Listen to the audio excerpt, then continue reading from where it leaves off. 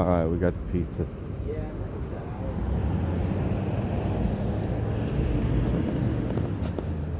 There's skeletons everywhere here, man.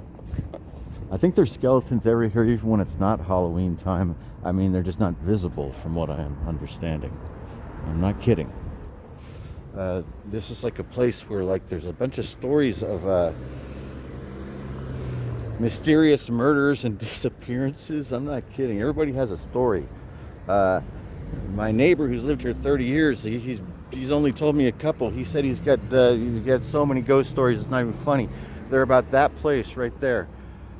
That big white building, the Holbrook Hotel. It's been in constant operation since 1862. It's the longest or the oldest running hotel in the whole state of California. A bunch of famous people have stayed there, and a bunch of creepy things have happened there, and there's multiple hauntings in multiple rooms. Anyway, we're walking home with our pizza from Pete's. You guys want to look at it real quick? Let's look at the pizza real quick. Since it's fresh right out of the oven right now. Boom, this is the Yuba. This is pepperoni, pineapple, jalapeno with some sort of special sauce. And then this is the barbecue chicken. It's barbecue chicken. Really delicious pizza. It smells really great. Very high quality. Let's go back to the original stack. How they gave it to me at the joint. Boom, let's go home. So this is Mill Street. It's basically Main Street, USA for senior citizens. It's beautiful. I'm going to give you guys a pizza eye view of everything. You're right off the top of the pizza box. Can you see this? This is the Nevada County Bank. It's really old, and it denotes how rich the people here used to be, and I guess maybe still are, some of them. But at any rate, it shows the level of wealth that used to exist here. And what built this little town is gold, is what built this town. That creek that we just walked by, we're going to walk over it again here in a second, Wolf Creek. It's been here for thousands of years. They don't really know how long it's been here. It says eons on the sign from the Historical Society. So they age it the same as they age Lake Tahoe. It's like 10,000 years or more.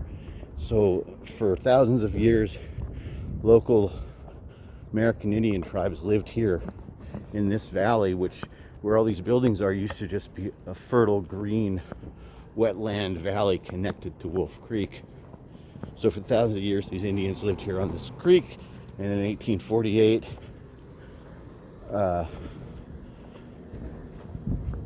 people from the east came here and discovered gold in Wolf Creek in 1848. Tremendous amounts of gold, huge amounts of gold. There's 3 like large mines. A couple of them were so productive, these mines. Here's book down.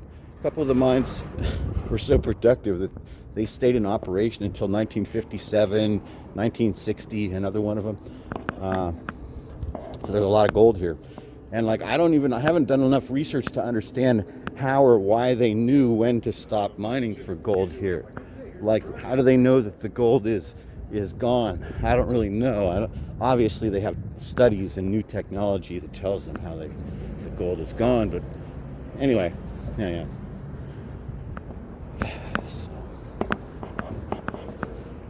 So there's a bunch of this place is like, what do they call it, where a bunch of lines meet and then cross paths?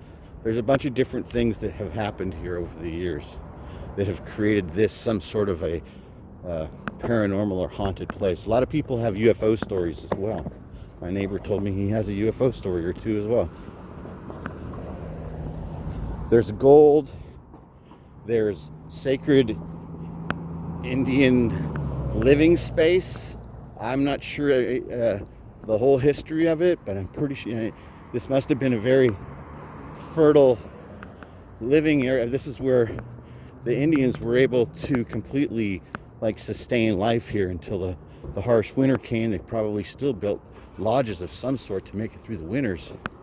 But this place had everything. It still has everything.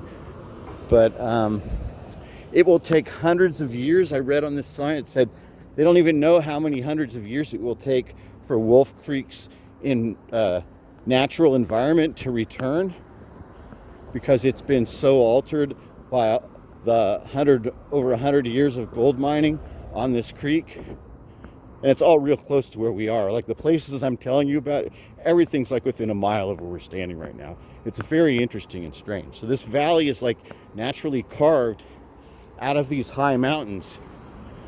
So all around us are these trees.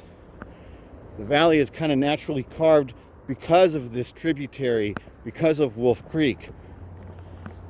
It all kind of, everything stems from this. What now it looks, I mean, I'm sure this is how it looked before too, except without the retaining walls and the bridge. But this creek, everything is born from this creek.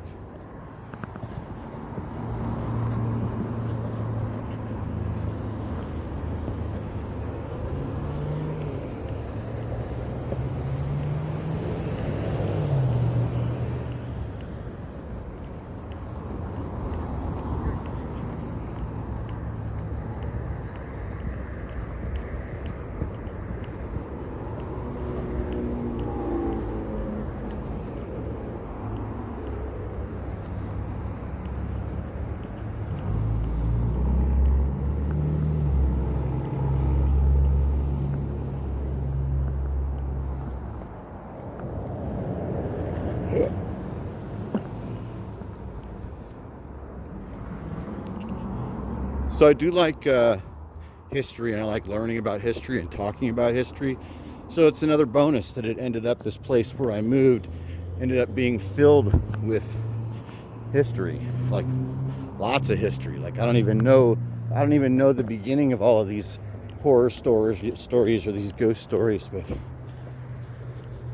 there's a lot of famous ones that have to do with the people that stayed here in this town over the years and the circumstances that happened in this town over the years. I know that this house, one of these houses, is, if it's not the original house, it's the site of the original house of one of the big 49ers, that one of the guys that famously struck it rich here. Like, and see how close we are to the creek is right there on the other side of the overpass. And this property, this whole, like, this plot of land, I don't know how many acres, I'm pretty sure it used to be owned by one of the original 49ers. One of the guys that came up here and struck. Here it is, this is it. Yeah, so this is obviously not the house, this is rebuilt and everything. But this is well-known Grass Valley pioneer and 49er. 231 Bank Street, the site of residence of John Bennett. So that guy was one of the people that came here and struck it rich and got gold. And I mean, as you can see, there was a lot of people that did. Look at this old retaining wall right here and that entrance right there. So this used to be a big old estate, and now I guess it was demolished. I don't really know. What does it say? NCNGRR passenger entry. I'm completely wrong. This wasn't a big estate. This used to be a railroad yard. This is a passenger entry to get on a train. See? NCNGRR passenger entrance. So Nevada County something railroad. I have to ask Terry about that. My neighbor works for the railroad. I got to ask him what this was. This was a railroad yard, you guys, or this was a station. Up on top of there, it's just an open field. I thought that there was maybe that was an estate that was demolished and torn down or burned. But when we get up here, you'll be able to see there's nothing up there.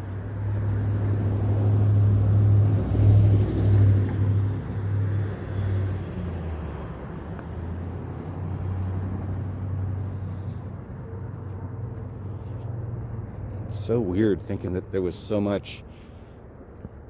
many people that, because now it's like a small town filled with locals, and then every Thursday or Friday starts filling up with out-of-towners. Like, It's kind of a romantic getaway is how I would describe this place. I see a lot of couples checking into the hotels, into the bed and breakfasts, and that's kind of what I see in a few families. But if there are families, the kids are usually like teenagers. So that used to be a railroad station. I gotta ask Terry. That's wild. See, this was all part of the railroad, I'm guessing. Look at that retaining wall. I don't even see where the tracks are. I haven't even crossed any tracks. The F, passenger entry, it said. All right, guys. Thanks for hanging out with me when I walked home from getting pizza. This is the second video today. The first video today was us, I love this house, was us going to get pizza. Now we're walking home. We're almost here, so I'm going to say farewell. Auf Wiedersehen. I'll catch you next time.